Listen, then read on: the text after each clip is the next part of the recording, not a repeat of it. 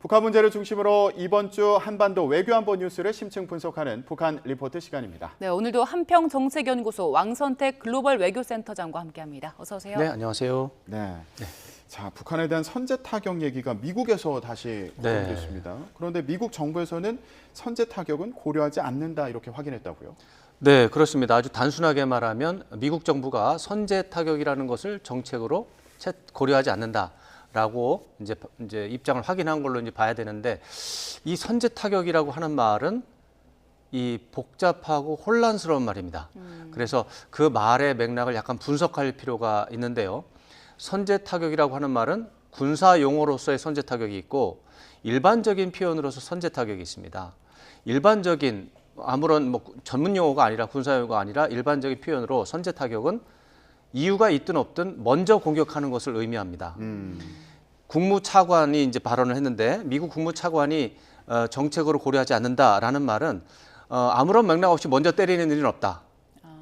그런 의미로 얘기를 한 거고요. 예. 군사 용어로서 선제 타격은 이유가 있습니다. 이유가 있을 때 특정한 조건이 형성이 되면 먼저 때린다라는 말입니다. 군사 용어로서 선제 타격은 두 가지 조건이 있어요. 상대방이 나를 공격할 것이 확실한 상황에서 나를 향한 공격이 임박했을 때, 그러니까 전쟁 중에 상대방이 나를 겨누고 있는 미사일을 발사하려고 준비하잖아요. 그럼 그게 조금 있다가 몇 분 있다가 나를 파괴하는 게 분명하죠. 그럴 때는 먼저 파괴하는 것이 선제 타격입니다. 그리고 그것은 불법이 아닙니다. 정당한 겁니다. 그렇기 때문에 지금 처음부터 말 돌아가서 미 국무차관이 선제 타격을 정책으로 고려하지 않는다라는 말은 틀린 말입니다. 선제 타격은 모든 국가가 채택하고 있는 일반적인 전투 교리입니다. 그렇기 때문에 좀 혼란스럽지만 다시 정리를 하면, 국무차관이 확인한 것은 아무런 이유 없이 북한을 먼저 공격하는 일은 없다라고 말한 것이고, 그럼에도 불구하고 미 국방부 쪽에서 설명을 했다면 북한이 미국을 향해서 또는 우방국을 향해서 공격할 게 확실시 되고 그것이 임박했다면 그러면은 공격을 한다라고 하는 교리는 변함없습니다. 선제 타격은 유효합니다, 여전히. 그러면은 앞서서 미국에서 선제 타격 얘기가 나온 배경은 뭡니까? 네네. 어떤 상황에서 나온 얘기예요? 이제 미 국무차관이 말을 하게 된 경위가 그 전날이죠. 이제 지난 5일날 미 상원 외교위원회 동아태 소위에서 청문회가 열렸습니다. 그럴 때마다 이제 그 분야의 전문가들을 초청해서 이제 조언을 듣거든요. 그때 미국의 유명한 한반도 전문가로 알려진 빅터 차 박사가 이제 나오신 거죠. 빅터 차 박사가 나오셔가지고 북한의 핵 미사일 위협이 아주 커졌는데 이거를 내버려두면 안 된다. 이거 뭔가 대응을 세워야 되는데 일본이라든가 하와이, 미국 서부를 향해서 미사일이 날아오면 그것을 격추할 권리가 있다라고 하는 선언 정도는 또 해야 된다. 그래야 이제 북한이 뭔가 조심할 게 아니냐. 그러면서 날아오는 미사일을 격추할 수도 있고 발사대에 있는 것을 파괴할 수도 있다. 이렇게 말한 거예요. 그러니까 날아오는 것을 격추하는 거는 굉장히 자연스럽잖아요. 어느 누가 자기한테 날아오는 미사일을 가만히 두겠어요. 그런데 북한에서 발사를 준비하고 있는 미사일이 있고 그게 발사대에 있을 때 그것을 파괴할 수 있는가? 이게 선제 공격 개념에 해당하는 겁니다. 그래서 이제 그런 얘기가 나온 거고, 그런데 이제 빅터 차 박사께서는 아마도 이제 북한의 핵 위협이 이제 커졌으니까 거기에 대해서 뭔가 해야 된다라는 심정으로 얘기했을 텐데, 사실은 조금 아까 말씀드렸다시피 선제 타격 교리는 대한민국 국군도 가지고 있고 미국 군도 가지고 있습니다. 그러니까 그런 것들을 구태여 추가적으로 선언할 필요는 없는 것이죠. 군사 용어로서의 선제 타격은 대한민국 군을 포함해서 모든 군대가 채택하고 있는 교리입니다. 늘 유효하다. 네. 그리고 북한이 러시아에 대포를 이전하기 시작했다는 보도가 나왔는데요. 이게 무기를 넘기는 정황이 포착이 된 겁니까? 아직 포착이 됐다라고 말할 수는 없고 그런 정황이 나타났기 때문에 더 봐야 된다. 이렇게 봐야 되겠습니다. 지금 두 가지 보도가 나왔습니다. 오늘 아침 상황까지 보면. 첫 번째로는 미국 CBS에서 보도한 건데, 이거는 정보 당국자의 말을 인용을 했습니다.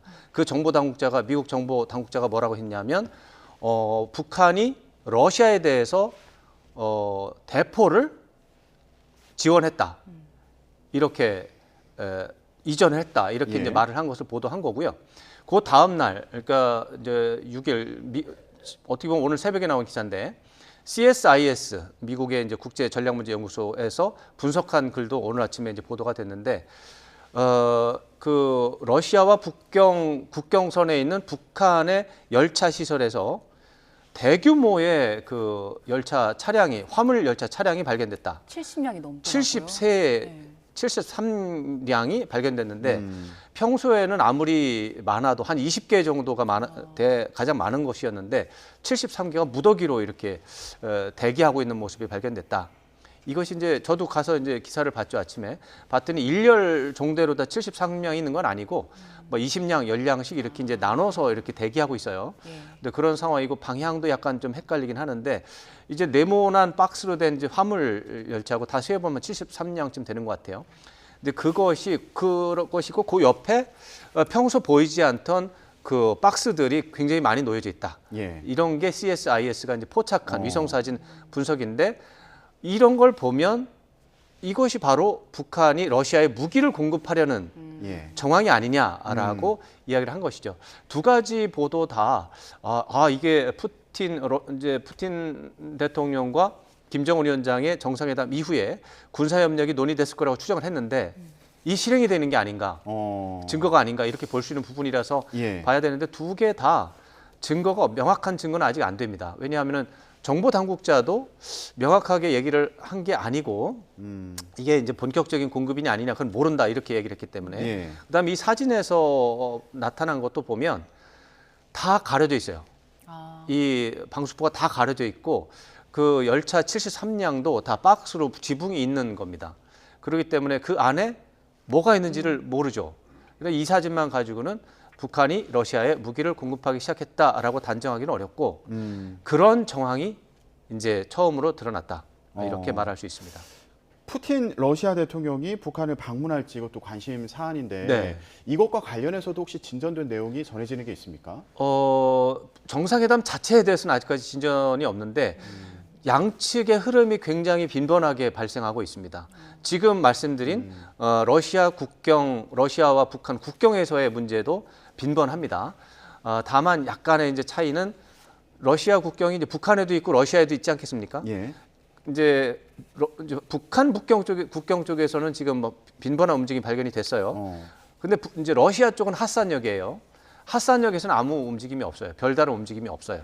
이런 것들을 보면 아직까지 본격적인 움직임, 이동이 시작된 건 아니다. 이렇게 볼 수가 있고. 양측이 활발하게 교류하는 상황은 아직은 아닌 것 같다. 그러니까 이제 무기 거래에 대해서는 아직 시작은 안 됐고 다만 러시아 외무장관이 평양에 온다라고 하는 게 발표가 돼 있어요. 그다음에 북한의 대외 경제상이 지난주에는 러시아에를 갔습니다. 그리고 무엇보다도 이번 10월 17일 이제 17일이 되면 앞으로 열흘 남았네요. 열흘 뒤에는 중국에서 베이징에서 대규모 국제 행사가 열립니다. 1대1로 포럼입니다. 중국의 시진핑 주석은 이 1대1로 포럼이 중요합니다. 왜냐하면 1대1로 정책이 10주년 되는 해거든요. 정주년에 해당하기 때문에 굉장히 성대한 행사를 여는데 푸틴 대통령 초청했고 푸틴 대통령이 참석한다고 했습니다. 이건 큰일입니다. 왜냐하면 푸틴 대통령은 국제사법재판소 쪽에서 그 체포 영장이 발부가 돼 있는 상태예요. 예. 그러면 그 국제사법재판소의 회원국은 푸틴 대통령이 러시아 바깥으로 나오면 체포해야 됩니다. 그런데도 불구하고 이제 중국 입장에서는 뭐 행사를 원만하게 하기 위해서 아마 체포는 안 할 것 같은데 푸틴 대통령이 어쨌거나 그런 상황에서 베이징에 간다는 겁니다. 그게 10월 17일로 예상이 돼요. 그러면 아마도 그 기간을 이용해서 평양에 가지 않을까 이런 생각을 할 수가 있습니다. 예. 또 어쩌면은 김정은 위원장이 그 행사에 참여할 수도 있겠는데 지금까지 관행으로 봤을 때 김정은 위원장이 1대1로 포럼에 갈 가능성이 거의 희박하고 이제 그 반대, 그 푸틴 대통령이 1대1로 포럼 때문에 베이징에 왔다가 그 다음 날, 그 다음 행사로 평양을 방문한 일정 이런 것들은 가능하지 않을까 이런 생각을 해보고 있습니다. 네. 그리고 북한이 앞으로 잠수함 능력을 좀 증강해서 네. 핵미사일 200발을 쏠 수 있다 이런 분석도 나왔는데요. 이게 맞습니다. 가능한 겁니까? 뭐 가능은 하겠지만 현실성은 매우 희박하다 이렇게 정리를 할 수 있을 것 같습니다. 이것은 오스트리아의 민간 연구기관이 기계적으로 계산한 겁니다. 어떻게 기계적으로 계산했냐면 북한에 잠수함이 70척이 있다라고 알려져 있어요. 그중에서 20척이 약 2,000톤급의 로미오급입니다. 예. 북한은 먼저 번에 9월에 한 달 전에 새로운 잠수함을, 즉 신형 잠수함을 공개하면서 새로운 잠수함 개조를 계속하겠다고 했거든요. 그러니까 로미오급 잠수함 2,000톤급을 개조해서 3,000톤급으로 만들어서 저런 거를 20척을 만들겠다. 그러면은 지금 저 잠수함 하나에 그 탄도미사일이 10발이 발사될 수 있는 그런 시설, 발사관이 10개가 있습니다. 네. 그러니까 20척이 10발씩 하면 200발이잖아요. 예. 그러니까 북한이 원하는 모든 시나리오가 진행이 되면 10년 뒤에 200발을 발사할 수 있는 최상의 시나리오 아닌가요? 최상의 시나리오가 3겹, 4겹으로 이제 중첩이 되면 그런 게 나오는데 말씀드린 것처럼 잠수함은 그 기능상 좀 문제가 있다라고 하는 분석이 많습니다. 아, 그래요? 네, 이 대목에서 제가 좀 한 가지 좀 사과 말씀드려야 될 게 4주일 전에 제가 저 잠수함을 설명하면서 제가 약간 과장해서 잘못된 보도를 해설을 드린 게 있는데 그게 뭐냐면 저 잠수함이 두 가지 문제가 있어요. 지금 보시다시피 이제 등 쪽에 함교 옆에 이제 새로운 구조물이 들어가 있어서 무거운 게 들어가 있는 거예요. 저렇게 되면은 잠수함으로서 정상적으로 항행을 하기가 어렵다라는 분석이 있거든요. 그래서 그게 항행이 불안정하고 또 하나는 저게 지금 발사관이거든요. 등허리에 있는 저 덩치 큰 네. 구조물이 예. 발사관이 10개나 있는 거예요. 그렇게 되면 발사관이 정상적으로 작동하기 어렵다라고 하는 분석이 있는 거죠. 예. 근데 제가 그 설명을 하면서 그 발사관이 이제 어떤 탄도미사일의 이제 화염과 고열에 의해서 잠수함이 파괴될 수도 있다 이렇게 설명을 드렸는데 그 부분은 완전히 잘못된 설명입니다. 왜냐하면 잠수함이 탄도미사일 쏠 때는 콜드 론칭이라는 걸 하거든요. 예. 그러니까 직접 화염을 발사해서 직접 이제 점화하는 게 아니고 한 20m든 30m든 물 밖으로 띄어 올립니다.